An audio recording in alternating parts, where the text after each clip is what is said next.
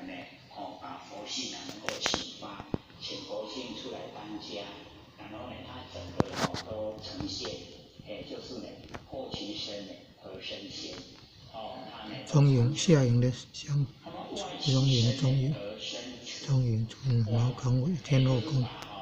那个对外面的所有一切注意，全部呢都割舍忘掉，外其身，外面的我都不要。然后我们现在在凡尘刚好相反，外面的这一些金银财宝财产这一些物质我们都很想要，那个就没有外其身，那么我们呢都一直努力在追求这一些带不走的东西。要赶快得三宝，三宝心法才是能够带着走。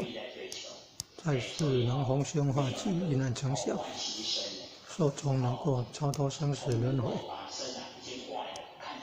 智者不要入宝山而空手回。